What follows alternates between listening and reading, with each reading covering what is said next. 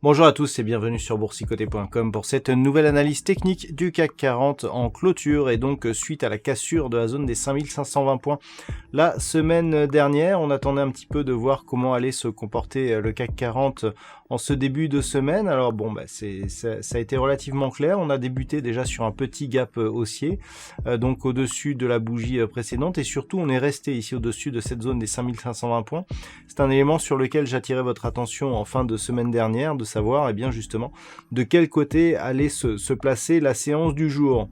Donc au terme de cette séance, bien le CAC 40 clôture à 5527,84.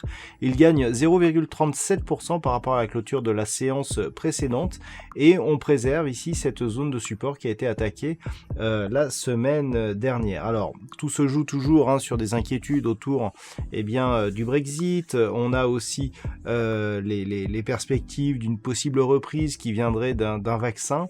Voilà, tout cela nous fait un petit mélange d'attaques baissières et de remontées haussières pour au final évoluer quasiment depuis désormais quelques semaines dans les mêmes zones, puisque hormis la séance que nous avons eue vendredi dernier, les séances du CAC 40 évoluent grossièrement entre 5520 et 5620 points.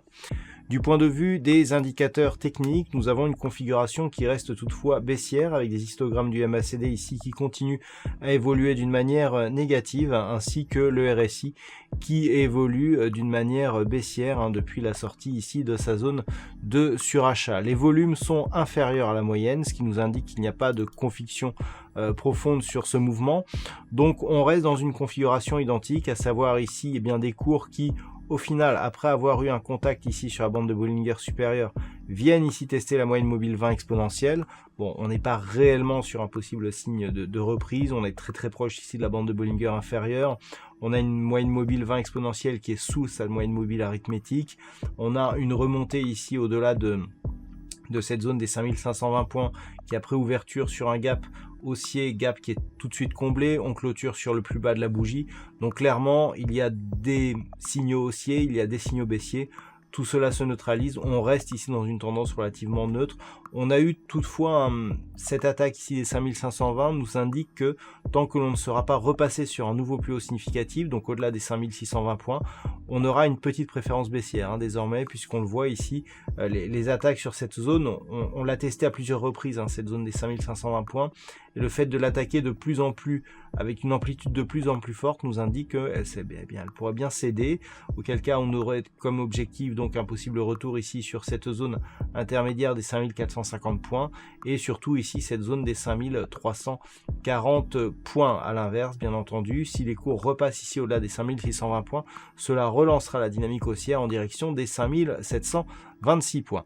Voilà donc ce que l'on peut dire sur cette configuration technique pour ce soir. D'un point de vue statistique, nous avons une probabilité qui est redevenue bien haussière, mais qui ne nourrit que d'un nombre d'occurrences trop faible pour pouvoir rendre cette statistique significative.